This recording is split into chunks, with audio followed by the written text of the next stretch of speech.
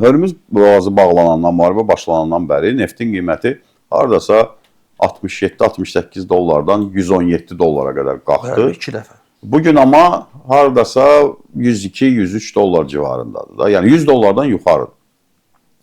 Təbii ki, hər qiymət artımı Azərbaycana əlavə dividend gətirir, əlavə valyuta gətirir.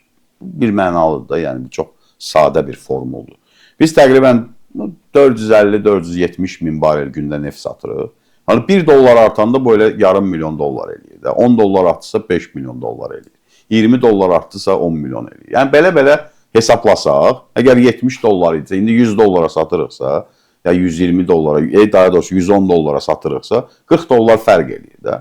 Bu da kifayət qədər ciddi bir məbləğdir.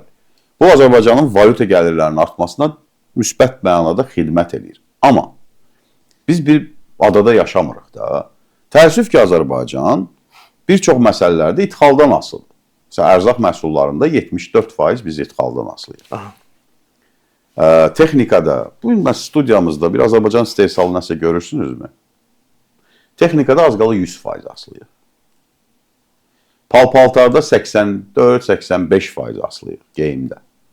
Yəni bu asıllıqlar var deyə dünyada neft bahalaşanda logistika, daşınma xərcləri, maya dəyəri, mal və məhsulların maya dəyəri, hər şeyin qiyməti qalxır. Və qiymət qalxanda da ithal inflyasiyası da artır da biz də alıcıyıq ölkə olaraq. Özümüz çox az şey istehsal edirik, təəssüf ki.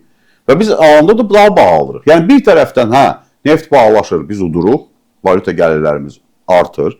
Digər tərəfdən ithaldan kəskin asılı olan bir ölkə kimi ərzaq və qeyri-ərzaq məhsullarında, dərman preparatlarında 96% asılılığımız var. Az qalır. Yəni hər şeyin qiyməti qalxacaq və getdikcə də qalxır. İrandan gələn məhsulların qiyməti qalxıb, bundan sonra başqa logistikanın çətinləşməsi və bahalaşması nöqteyi nəzərindən qiymətləri qalxacaq. Çünki hətta avtomobillərin belə qiyməti qalxır da. Məsələn, ikinci əl avtomobillər, məsələn, Koreyadan gəlirdi Bəndər Abbas limanına, orada İran üzərindən keçirdi Azərbaycana. Çox ucuz başa gəlirdi. İndi mümkün deyil. Neynir? Gedir, ya qırmızı dənizdən keçə bilirsə, Husilər imkan verirsə, oradan keçir. O olmasa Afrikanı dolanır, gəlir burada Cəbəlli Tarixdən girir Aralıq dənizinə. Aralıq dənizindən girir Qara dənizə. Qara dənizdən gəlir Batumiyə. Oradan da bura. Görün, həm zaman, həm də yol xərci nə qədər artır. Gəmilərin icarə haqqı artıb, sığorta haqqı artıb. Bunlar hamısı qiymətin üzərinə gəlir axı. Və Azərbaycan bu anlamda qazandığından bəlkə də daha çox itirir. Açıq. Biz istehsalçı olsaydıq, daha çox yerli məhsul istehsal etsəydik, bəli, daha çox qazanardıq. İndi biz həm bir tərəfdən qazanırıq, valyuta artır, bir digər tərəfdən itiririk. Ərzaq məhsullarında 74% asıllıq ciddi məsələdir.